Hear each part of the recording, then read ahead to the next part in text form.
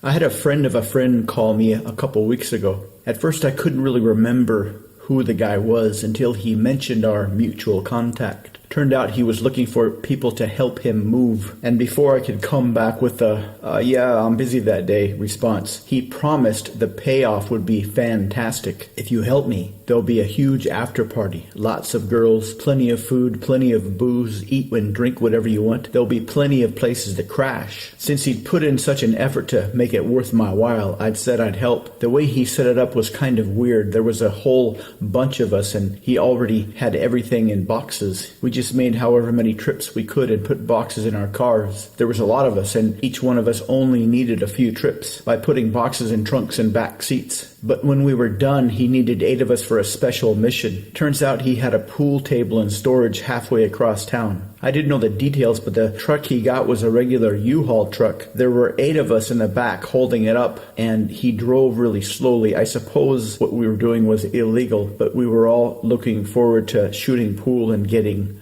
hammered. By the time we got the pool table into his basement, most of the party people started to trickle in. And this guy wasn't lying. He had tons of food and tons of booze. I guess this was his first house, so he was combining the moving party with a housewarming party. When we were hanging around playing pool, I met this guy's cousin. He took time to explain his situation to us before. That was that he was developmentally disabled and nobody in the family could handle him. But he took him in and he was going to live with him. He told us he wasn't anything to worry about, which seemed kind of strange given that nobody in his family wanted to take care of him. He looked totally normal, so I walked over and wanted to start a conversation, but he was developmentally disabled in a way I never imagined. You'd never know by looking at him, and when you started talking to him, he seemed totally normal, totally competent, totally clear and focused on what you were saying, even nodding at the perfect places. It's when he answered that things totally went off the rails. The answers he gave were totally congruent, totally well thought out, perfectly intelligent sounding and articulate, except they had absolutely nothing to do with the question. Absolutely nothing whatsoever. Even worse was when he was giving his totally random but perfectly coherent and congruent answer. He acted like his answer was a perfect match for your question. He was so congruent in his answer, I started to wonder if maybe I'd asked a different question. So I asked another question, and the same thing happened. But the second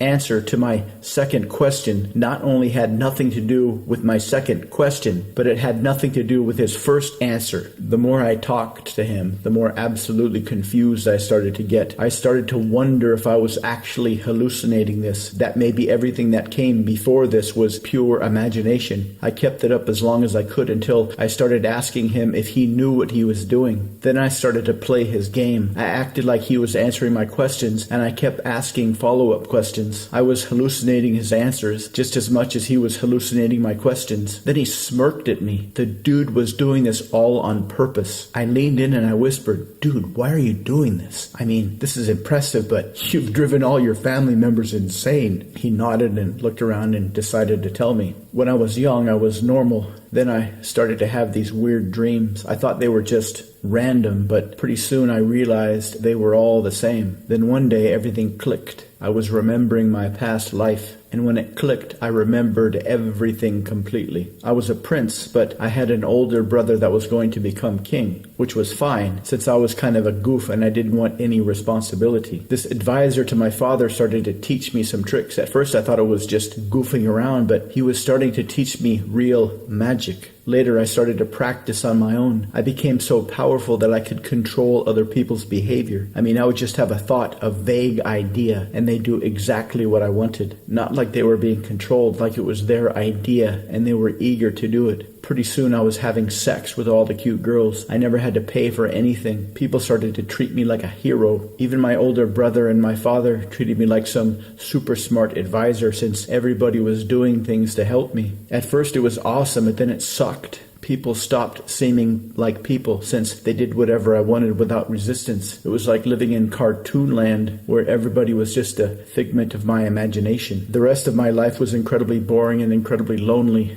terribly lonely, horribly lonely. But then when I remembered my past life and this life, I tried it just once and it worked. So I created a random answer algorithm in my brain so people would think I was a lunatic. That was the only chance I had. I'd much rather have people treat me like a lunatic and be real people than turn into cartoon characters. I looked at him for a while and he could tell that I didn't believe him. He knew I didn't believe him, so he went and got a sheet of paper. He told me to write down 12 numbers between 1 and 12 in random order. I thought he was going to do some kind of mind-reading trick, but he waited and then he nodded at the pool table where they were just getting ready to play another game. I watched and they hit the balls in the pockets in the exact same order I'd written them on the paper, but they acted like they were really trying. Some missed, some didn't, but they all went in the same order I'd written them on the paper. I repeated that 6 times, and that same thing happened 6 times. Each time the players hit the balls in the exact same order I'd written them down. After that, he leaned over and whispered to me to forget what had just happened. Forget whatever happened before this. Forget hearing anything I just told you. It's important that you forget. And then we went back to having random conversations with random questions and random answers. We both got drunk. The drunker I got, the harder it was for me. It was very easy to slip into a hallucination and forget it was a game based on an internal algorithm he'd created to maintain his happiness. Now everything I've assumed about free will and past life is completely obliterated. I don't know what's true and what isn't.